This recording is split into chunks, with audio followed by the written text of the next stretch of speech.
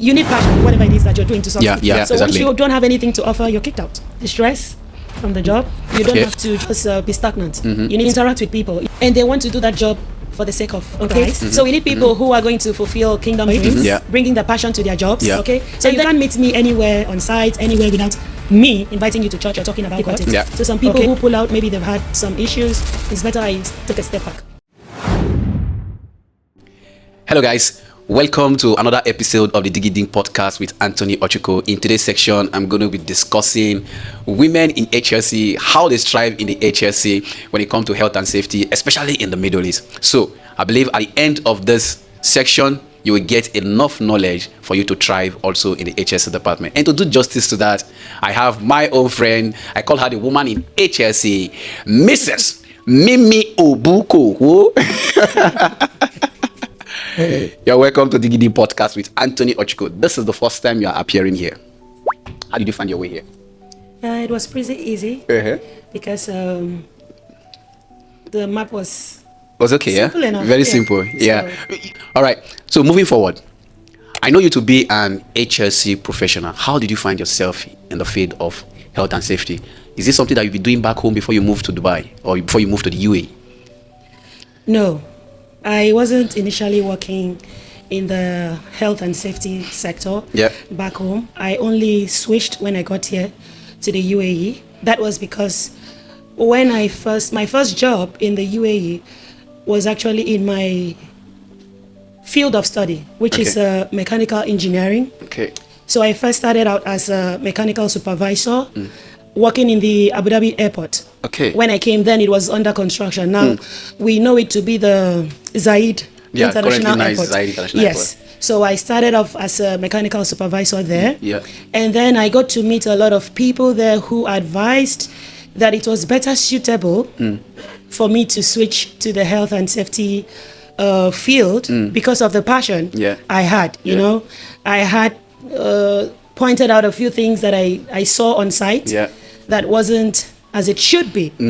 So most of those people that I worked with, some of them project managers, they advised that, you know, being just a mechanical supervisor was not doing it. So I needed to move into where I was really suitable for. So it's like you being a mechanical supervisor, but in most cases you're pointing these health and safety issues, you're finding those problems and you are kind of having them to rectify it. So that was when they I think this lady would be very good at. Exactly, because I needed my workers to work safely. Yes. So that's how I And transitioned. that's how you transition. Yes. Fantastic. So how was it like? What was the process? Was it that okay, health and safety, you just jump into it and that was it? How did you start it? Were there certification, trainings and the rest of it before you? Yeah, definitely. There were trainings. And then I got pointers from like I told you before, the people who I had met before. So they were really helpful on my journey to transitioning. They were the ones that told me the certifications that I needed, the trainings that I needed. And they were also very supportive because I went around there during my lunch break. I went to one of the guys gave me his office to do my reading. And then they used to brainstorm with me, you know, regarding what I was learning at the time. They even advised me on the training institute to go to get my certifications, and then also help with my study and brainstorm, and then just get me ready for the exams and every other thing that I needed to do. Yes. So I think at the very start from the beginning, you already had someone who has been guiding you. I can say a mentor who has been guiding you throughout the entire process. Not one. A lot of them. Yeah, I had a lot of them. Yes. So. How is it because I don't know, I see some I can say that these are, as an HSC professional, you look out for workers who are working at the workplace, maybe in the construction side, rig or whatsoever. And sometimes they find it very difficult to follow the procedures. You as a person, how do you deal with that? I think I have an advantage as a woman. I have an advantage as a woman. Because what they would normally say no to my male colleague, they would say yes to because me. I know it happens. They're like, oh, I'm not comfortable putting on this helmet. I'm not comfortable putting on this safety shoes. It's not much of us out there on the field, especially in construction. Yeah. You know, when I was working in the airport, we had about if I'm not mistaken, more than 10,000 workers. My and out word. of that, we were just about 6-7 ladies on site. As HSC officers? No, different functions. Oh, okay. Project managers and, QA, QC. Yeah. These people only came to site for inspections. But I was the most constant face Who is on like site. always on ground? Yes. With the So underground staff? it was hard to miss me. I see. Yeah. So that's just about it. That's amazing. There are challenges when it comes to, especially as a woman in health and safety. Definitely there are challenges. What are the challenges and how were you able to overcome them? Especially for someone who might be watching you right now, who has seen you, I love this woman, who went to your LinkedIn page and he saw a lot of things that you have done over the years in health and safety. Like, I love this woman profile. I would love to be in the health and safety. There are challenges. Obviously, there are challenges. What are those challenges? Can you just highlight some of the challenges and how you were able to overcome them? I wouldn't say challenges. I would want to say it's expected. Okay. Because first of all, there are a lot of people on site who Yeah. are going to want to undermine you as a lady. Okay. But these are not going to be, majorly it's going to be from your consultant, from the client Yeah. side, and other subcontractors, not mostly the workers, Yeah. the people which you are working with, because they don't understand how you are there and doing that. So what you need to do is to prove yourself. So you have to know your onions. You need to know your job. Yeah. You need to always be on top of your game. Right? So Yeah. there's no room for hiding. There's no room for you just being in the shadows. You need to prove yourself. Right? Yeah. Not to prove yourself in terms of, argument, or you need to show them The work itself. Yes. Let the work You speak just for you. Yeah. Yeah. So whenever someone wants to think, oh, this lady, maybe she's going to do this, she's going to do this, they already have, an idea about, Yeah. oh, this lady, she's not going to be well versed in what she's doing. Yeah. But then they see what you have to offer. It just, affords you that seat at the table. Yeah. Right? Because you can't afford to not be seen or not be heard. Yeah. You can only be heard when you know your job and when you're constantly, keeping them on their feet also. Wow. Yeah. That's interesting. Moving forward, I know that you're an HSC consultant. Yes. Right? Currently you're an HSC consultant.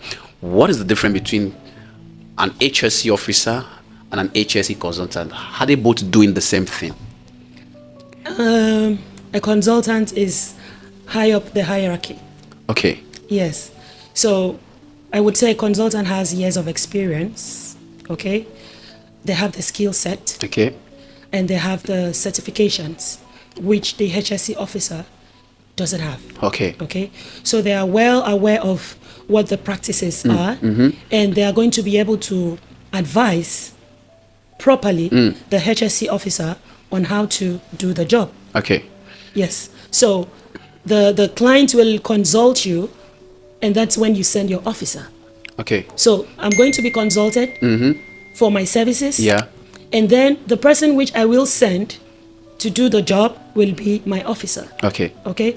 So I'm going to have to get the documentation.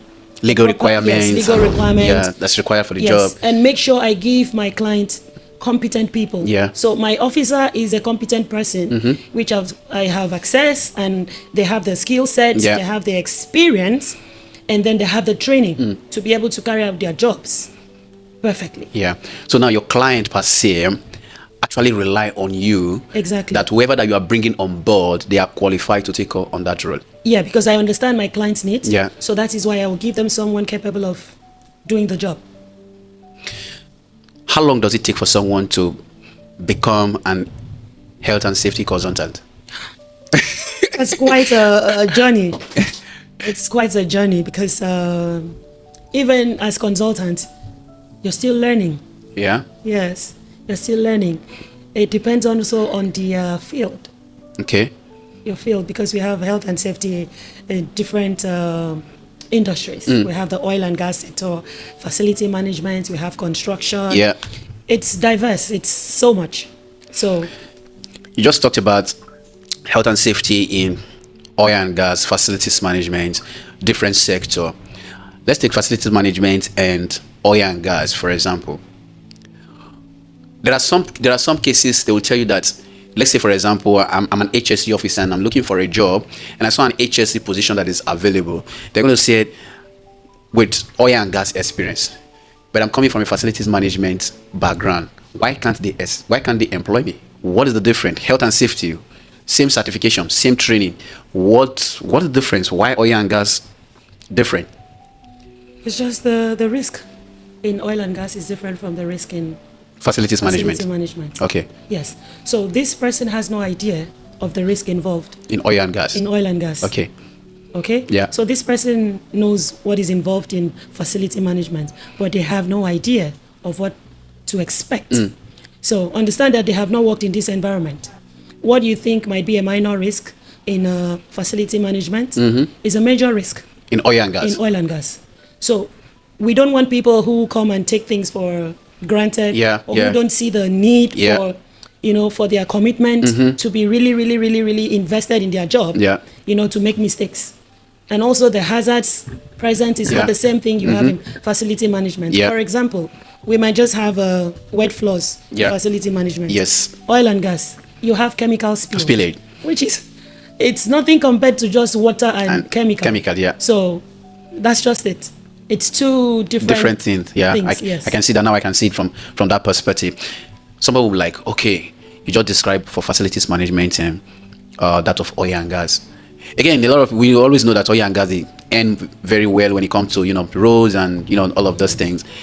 If I may ask, I want to go into oil and gas. I'm contemplating on going into oil and gas, contemplating on going into facilities management, probably. What should be my salary expectation for someone who is going to oil and gas and that person who's going to facilities management? It's all about the money, by the way. People want to go in, they want to go into where the money is, irrespective of whether the job is tough or not. How much, for someone who is a starter in oil and gas, how much do you think the person will start earning oil and gas? His certifications and years of experience will determine that amount. I interviewed somebody a couple of days back, and he also said experience. He said to me that before they can refer to you as an expatriate, like you can be regarded as an expatriate, you must have a minimum of 5 years of experience in addition with the certification. Exactly. And then also understand that sometimes if money is the driving force, that same money can get you in trouble, especially in the oil and gas sector. Wow, that's amazing. So you get in because of the money, but you don't actually know what to do. So you can get yourself in trouble for that because money is the driving force, right? Yeah. So you're not actually paying attention to your job. But some people will tell you that forget passion, just go for the money first. You have to, you need passion in whatever it is that you're doing to succeed. Yeah. Because then again, you cannot come in with nothing really to offer. The people watching. Yeah, So exactly. Once you don't have anything to offer, you're kicked out. So you don't even get to enjoy the money. You are one of the few female that I've seen that are doing well in the health and safety. Some people get in and they get out. What do you think is the problem? The stress from the job. Okay. Some people, I might say, might be balancing family life and their career life. Yes. And then also you constantly need to keep on, learning. Yeah. Things are changing every day. Yeah. So you need to keep on. You don't have to just be stagnant. You need to interact with people. You need to, what is that word for it? Personal development. Yes. Certification and the rest of it. You need to just keep at it. So some people who pull out, maybe they've had some issues which they're not sure of how to, they're not just sure they want to continue with that kind of issues. Yeah. So it's better I take a step back rather than facing these issues. Because every day you go to work, be sure there's a problem waiting. What is your driving force? Because I've known you to be someone who has mentored a lot of people in the line of HSE, especially guys. They are the one who mostly come for you for mentorship, for trainings, for the rest of it. You're guiding them. Some of them are landing good jobs in good oil and gas company. What is your driving force? My driving force, Kingdom Dreams. Explain to somebody who does not understand what is Kingdom Dreams all about, We need people who are actually passionate about their jobs. Yeah. And they want to do that job for the sake of Christ. Because some people, like you said, they're worshiping money. Okay. So we need people who are going to fulfill kingdom dreams by them being employed bringing the passion to their jobs. Yeah. And then just using whatever it is that God has given them to bring other people to the kingdom of God. Okay? So you can't meet me anywhere on site, anywhere without me inviting you to church or talking about God. Yeah. Okay? So, I mean, the devil is also advertising his kingdom. Advertising his kingdom. So wherever we find ourselves, we also need to advertise the kingdom of God. So we need more people who are Christ-minded people also in the industries. Right? For someone who has been in the space, right? In the space of health and safety, okay? How do you kind of manage situations, something that has occurred? Because first of all, from my understanding, you put things in place to ensure that, to reduce the risk, to minimize the whatever that has happened. But now there is an issue that has happened. How do you able to, being that you are the consultant, the client rely on you, and something happened, all of a sudden, something has happened. How are you able to bounce back from such situations? And if, whatever that has happened, how did you manage to, to make sure that it doesn't repeat itself, and how do you manage to back? Because again, there's going to be some level of, this thing just happened under my watch or whatsoever. How do you manage to deal with that and to move on? Because we've seen such cases has let some people down and they don't want to continue again, because probably some such thing can actually cost, the company reputation, in terms of reputation, in terms of finances, and, legal requirement. There's going to be how do you bounce back from it if you ever face such challenge? You just need to go back to the drawing board. There are a lot of things involved. Yeah. Okay. Actions that you need to take. Review your risk assessment to understand why that happened. And then also, you can actually predict those things before they happen. And you can also prevent that from happening. But it happens. Why did it still happen? That's my question. Why did it still happen despite all this thing you put in place? Yes. If you predict it happening and you are reactive when it has happened, before it happens, and then one time that it has happened and you are proactive, it's not going to happen again. Okay.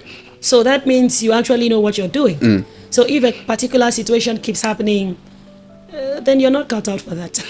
Because there's something you're not doing right, obviously. So if you check everything you're supposed to do, you review your risk assessment over and over again, try to, break it down, and then just additional control measures, and then it keeps happening, then it means you're not doing your job properly.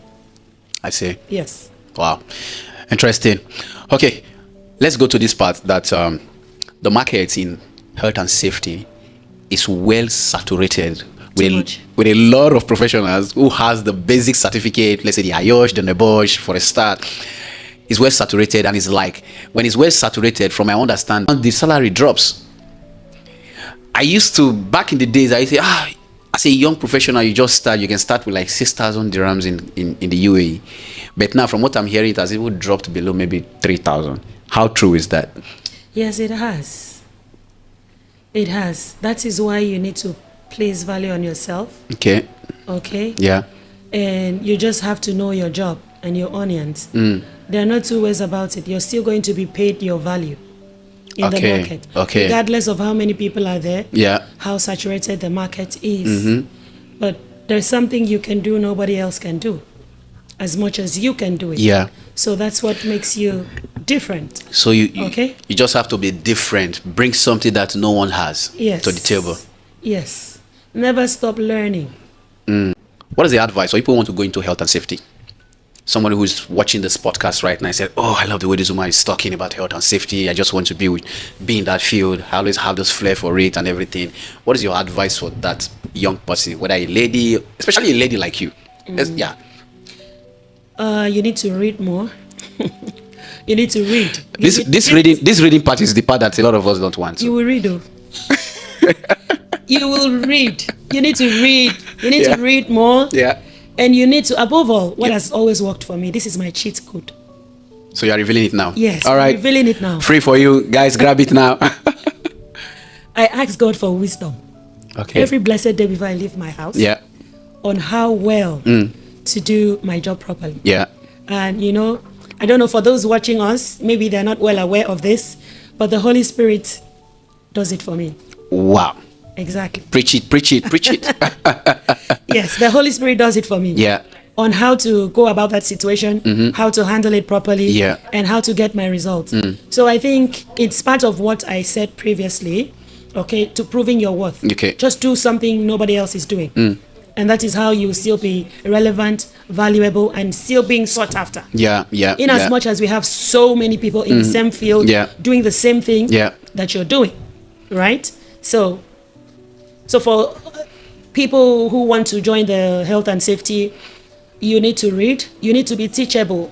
That's another you need very to get important mentors part. in the field. And you need to understand. For me, I don't think that I know more. I don't feel that I'm better than any other person. I always look up to my seniors in the field. I still go to them to ask questions, to brainstorm. You know, to ask them what's the next thing to do. You know, discuss such situations and attend trainings or forums, you know, that I know can improve my knowledge of what I already know. Exactly. Yes. That comes to my next question, which I believe is going to be the last question. What do you think about networking with like-minded individuals, especially in an environment like this where the job market is very tough? A lot of people are going in, okay, like with massive people are going in for that same position. What do you think about networking and forums? Do you think is you know, it's something that can play a major role in terms of getting the job and, you know, a better one at that? Yeah, networking works all the time. It has worked for me. All my jobs that I've gotten in the UAE has been through networking. Amazing. There's amazing. referrals and all of those things. So someone needs to see what you can bring to the table, what you have to offer, to be confident enough to refer you to get a job done. So networking is very important. But before you go networking, make sure you also have something to offer. Do not go there empty. Because I know someone, because I know you doesn't mean that when you come to me looking for a position in health and safety, I'm just going to recommend you. I won't do that. Because you don't have anything to offer in that field. There is nothing you can bring. So I cannot offer or refer you to someone for a job in that. Networking is good, like minds in your field. When you have something to offer, understand what you're going into. For example, 2 weeks ago, I had someone come to me, I want to work in the oil and gas company here. And I asked her, what are your qualifications? She said, I'm a vet doctor. And then I'm asking, a vet doctor, what do you want in the oil and gas sector? She said to work there. As what? As what? What skill set do you have? Maybe there are animals there in the oil and gas currently. So she said, I want to work there. I said, as what? What are your skill sets? She said, I have a driving license and I have a driving license and I have a computer skills. What kind of computer skills? Computer? What can you do with a computer? You build engineering tools. What do you do? What are you bringing? And then she said, I can work in the front desk. As what? As what? So first of all, she felt offended. Oh, she felt offended. Yes. So that means some people are not willing to be teachable. No. And they are not patient to learn. No. And they are not patient also to accept criticism when they feel. No. So which is a long way. Okay. What is your advice? I know you should be advising people since we started this podcast. What is your advice for young professionals who want to thrive in the field of health and safety? Don't just rush in. Okay. Due diligence, research. All right. What is your passion? How are you going to be able to function properly? In what aspect of HSC are you going to be good at? Risk assessment? Is it in administration? Okay. Investigation? We have so many branches. So understand the one which you can function properly. And then get certifications in that area before diving in. And you also have to be very patient. Okay. You cannot I cannot decide to earn as much as people that have had 20, 15 years of experience. It's not possible. Exactly. So some people come into the field and the next minute they want to earn as much as their consultant, as much as the client, as much as this, because they feel they are the same. No. Probably because they are the same age. It doesn't work like that. So you have to be patient. You have to work on yourself. You have to invest in your trainings, certifications. And then, like I said, you need to keep learning and reading. I'm still reading, taking up courses. Exactly. Yeah. Thank you so much, Miss Mimi Obukoho, for coming to our podcast to share your knowledge, to share your experiences. Thank you so much for coming. All right, guys, thank you for staying to the end. I believe you enjoyed this episode, and I'm hoping that you've already smashed the like button and you subscribe already. Please, if you haven't done that, please subscribe to this channel right now. Just one subscription is more than enough. And don't forget to turn on the notification bell, because anytime I upload any video, YouTube will notify you. Thank you so much, and see you on our next one. Bye bye.